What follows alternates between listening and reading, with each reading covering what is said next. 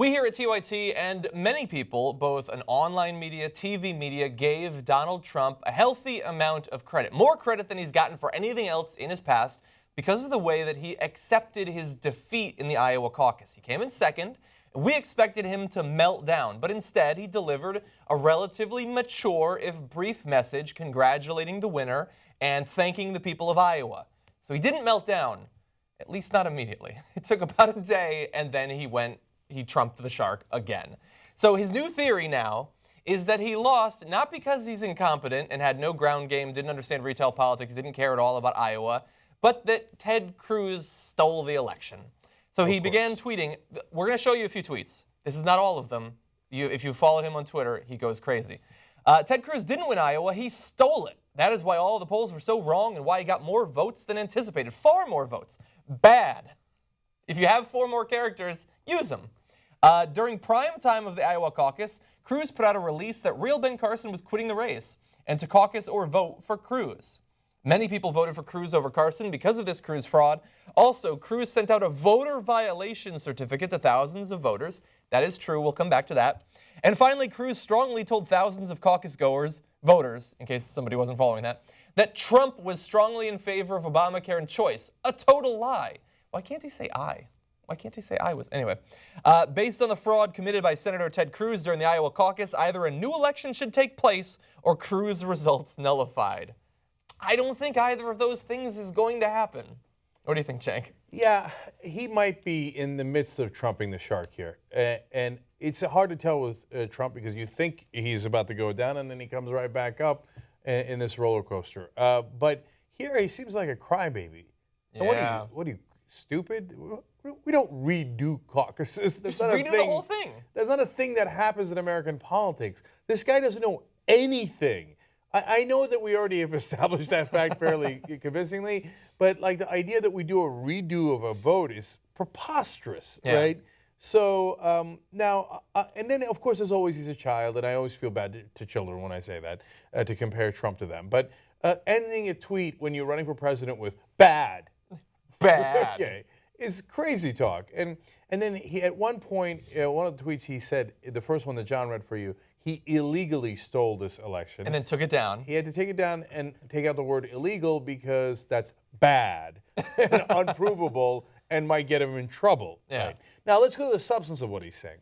So I ruled on the first part of this yesterday. So Ben Carson crying about how Cruz said he was getting out of the race because a reporter, Chris Moody from CNN, had talked to Ben Carson's campaign. They said he was going to Florida. Moody reports that.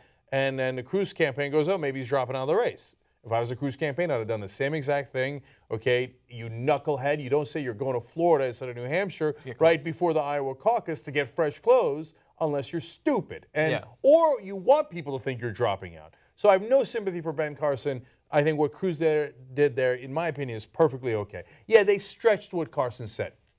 Have you been paying attention to the Republican primaries? They stretch everything, right? Yeah. And that's the least of their problems. Okay, now the voter violation thing that you mentioned. That he sent out before the election. Right, and that was not just about Carson voters. What it did was, and this is a dirty trick, although it's a bit of a classic dirty trick, they sent a voter violation to scare the living crap out of people, saying, you're not voting enough.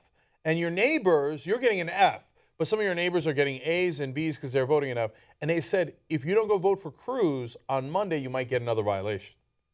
I don't know how. Okay. The putting that you have, as if, first of all, it says official. And I was pissed off about this even before it happened. I could almost understand how you could be tricked into thinking that they grade how much a person votes.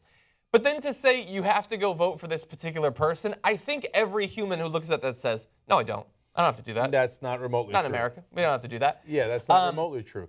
At think that those at least 20% of the people that look at that and go, oh, God, I got to get out there, I guess. Yeah.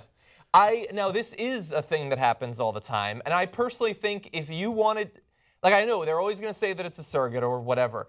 I think that these sorts of things should be in some way punished or penalized. When the actual election day comes around, they're going to do their thing where, due to unexpected demand, Republicans are going to vote on Tuesday, Democrats are going to vote on Wednesday. They always do that. They should shut a campaign down someday that does that to send a strong message. But they're not going to do that. Yeah, you can't. I don't know how they would, and they're not going to. But so here's the thing. I don't even really like the first thing that Cruz did. I certainly don't like the second. But here's what I know didn't happen. It didn't result in him getting thousands and thousands and thousands more votes. Trump underperformed the polls by anywhere from 5 to 12 points. And that wasn't because Cruz bent the rules. Okay, so the voter violation thing is clearly a dirty trick. It's the kind of dirty trick invented by the Republican Party. Karl Rove used to do that almost before every single election. So in the South Carolina primaries, when George W. Bush was running against John McCain, he unleashed one of the dirtiest tricks of all time when they put out flyers saying that John McCain had an illegitimate black daughter. In reality, he had an adopted daughter from South Asia. So for Republicans to be shocked and chagrined now that somebody might do a dirty trick in a primary, please spare me the outrage. By encouraging turnout. Yeah. And they had a lot of turnout, by the way. Maybe it was due to Cruz. And I think the reality is that Trump, who's an idiot and didn't even realize what a ground game is, now, like somebody told him at his advanced age, he's 69 years old, and somebody said, hey, this is how American politics works, you jackass. A ground game is when you need to go out and get people to vote for you on the day of the election. Now that he knows this, wait till you see the dirty tricks he unleashes. Yeah. Okay, I think that he just saw it and thought, God damn it, why didn't I think of that? He's going to get dirty. I mean, he's already incredibly dirty in the things that he says. Can you imagine now? Now, I will say, the first thing with possibly getting some Carson voters to come over to him, I guess I wouldn't like that on the Democratic side. But if the idea is that Carson supporters don't think that they should support Carson because Carson isn't going to win, which, by the way, is accurate, and they choose Cruz over Trump, they should be allowed to put a second choice anyway, I personally think. So I don't even think that that's illegitimate. Now, I'm going to possibly cause you to think that I'm a hypocrite. They're complaining about the election being stolen, Trump is, when he lost by 4 points under Cruz. On the Democratic side, Bernie lost by between 0.2 and 0.3. And I remain convinced that Martin O'Malley thing is what did it. That was 0.6. That's twice as big as the gap. Not a couple of thousand votes when you're down by 4.